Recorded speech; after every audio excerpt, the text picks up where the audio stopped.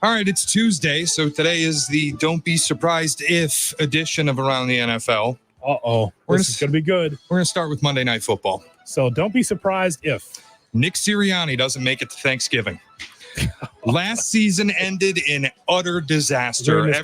Everyone knows I don't need to revisit how last season ended for the Eagles. Yesterday, I thought he made multiple fireable decisions that directly led to a loss to the Falcons in primetime. And it started, everybody's talking about throwing the ball to Saquon Barkley, which was dumb. You should run the clock.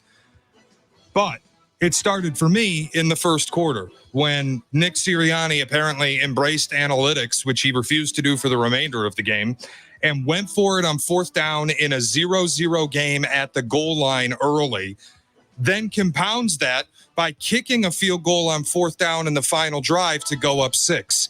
Newsflash to Sirianni. If you take your 3 points early in the game, the field goal you kick at the end ends the game. But because you didn't take it, you only have a 6-point lead, and Kirk Cousins walks your bad defense down the field and ends it. I mean, Cap, Shay and I have different ways of how the Eagles should have won that game. Obviously, the Barkley inability to catch the football stood out a lot. But at the end of the game, if I'm the Eagles, I'm kneeling on the football several times. If the Falcons have a timeout, then it takes, 30 seconds for the Falcons to be able to go down the field and score. But I'm taking the air out of the football. Like, no, if you're going to beat me, you got to throw like 2 Hail Marys, a 40 and a 30 to get in field goal position. I'm kneeling on the football in that spot at the end in the fourth quarter. But, and I don't disagree with you, but give me your opinion on this. You pay $27 million, I think it was, for Saquon Barkley, maybe more. He was the most coveted running back on the market. He's a hell of a talent. You hit him in the hands. He catches the football, the game's over. Yeah, he's got to make the play. I understand. Imagine him being a Bear. Bears were in there. Now, you understand, like, imagine if that's a Bear in that spot and he misses the ball. Oh, man. He's got more drops over the last season and the start of this than any running back in the game. 16 drops. Yeah, so do me a favor. Put the ball directly in his hands via a handoff. Yes. It makes no sense to throw him the ball there. Yeah. And that said, like, I bring up the first quarter and going for it on fourth down in a nothing game for whatever reason, I still don't understand. I would have taken the 3 points. If you're going to go for it there, you should go for it on fourth down at the end of the game and end the game. Because you didn't take 3 early, I don't think you can take 3 late. You're not going up a full touchdown, and you lost the game because of it. Sirianni makes baffling decisions that do not work together, that do not complement each other, that don't make sense analytically. I didn't get anything he did last night. I'm down on the Eagles this year. That defense looks bad. And like we can say the Falcons' offensive line was great. They managed a good pass rush. Sure. Jalen Carter late in games doesn't have enough stamina. Just doesn't.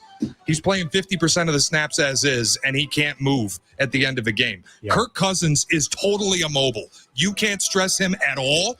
You got problems. Now, people are listening to this and saying, well, the Bears are 1-1, and you're telling people to pump the brakes. What about the Eagles? The reason why that we're talking about this game in particular is because the Eagles should be a perennial playoff team, a perennial deep playoff team based on its roster composition.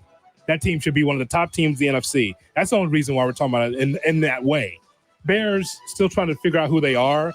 We believe that they're going to be a playoff team this year. But the Eagles, that team should be way better than how they played over the last calendar year. No question about it. They got trucked in the playoffs by – where'd they lose last year? Tampa? Yes. Yeah, and they quit on the field. It was something honestly, I don't say that lightly. That it's the only time I've said it on this show. That Eagles team quit on the field in Tampa.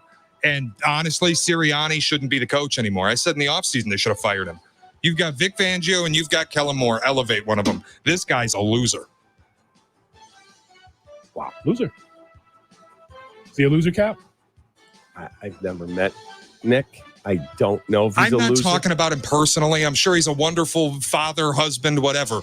Friend. On the football field as a head coach, loser. 2 years ago, he had him in the Super Bowl. Here's Shay Norley. Don't be surprised if Hoodie, Nick Sirianni isn't the only one.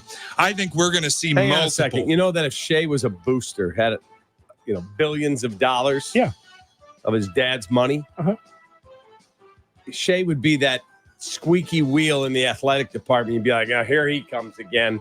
We got to tolerate him because he gives us a lot of money, but Jesus, he's going to want us to fire the lacrosse coach because of a decision.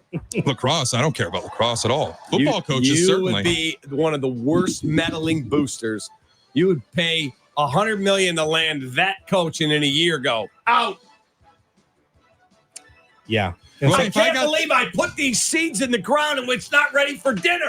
If I got the money to correct bad decisions. Also, it's not like this Sirianni thing is coming out of the blue, Cap. They quit on the field at Tampa.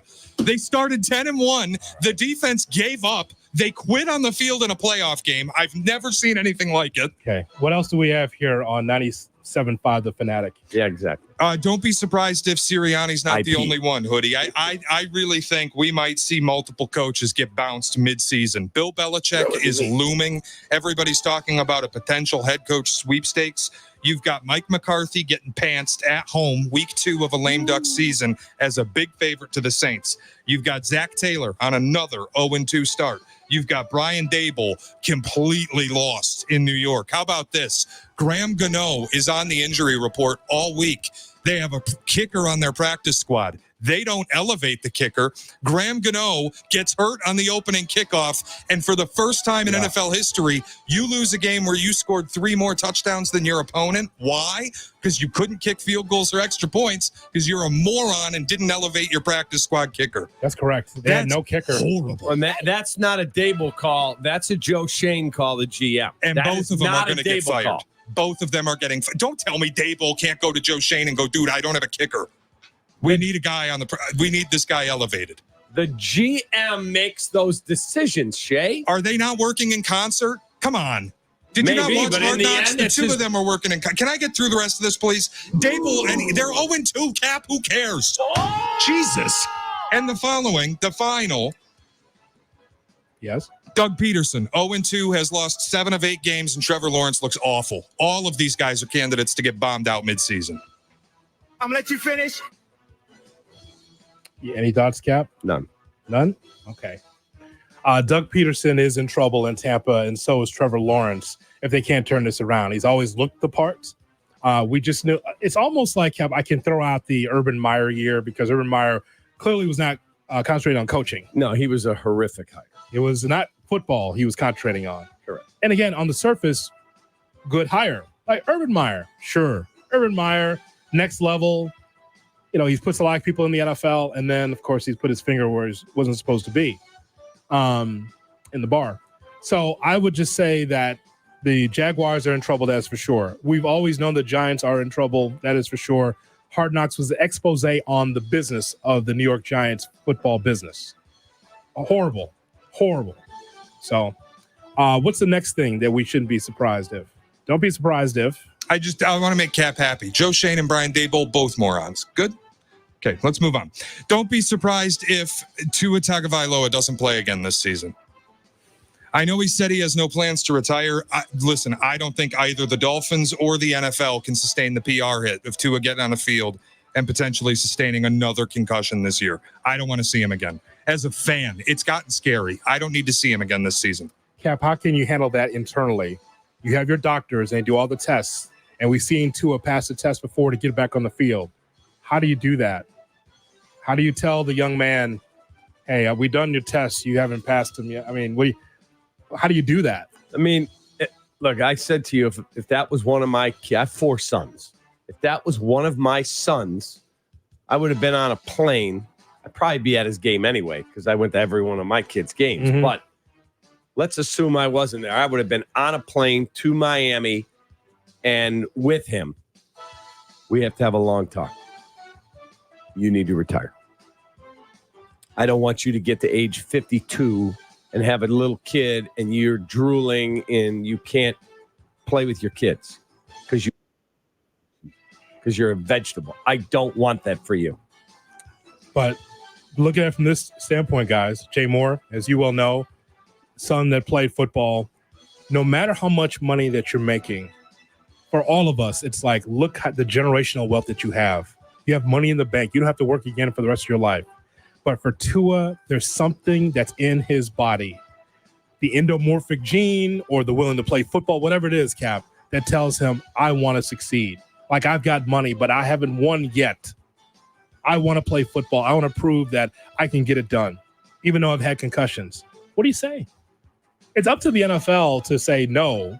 For a lot of teams to say, no, you've had too many concussions. But what about the young man? Then he feels like he can still play. Again, he's an adult. It's his decision. Yeah. I would tell him, if he was my son and the neurologists are saying, you can do this, but it's risky. Son, let's find a good therapist, one you vibe with. You'll have to work through the mental hurdle. That's why therapy, if you need it, is a beautiful thing. Yeah. Mental health matters. What do you say? Isn't that what we say? All the time. So if that's the case and he needs counseling to get through it, but if the doctors advise him at all, they said it's 100% you're good to go, you're at no greater risk, okay. I guess you can listen to that, but I don't think a doctor's going to tell him that with the number of concussions. Sometimes it's just hard to come to terms with something you've been doing for so long. That's why I say get therapy.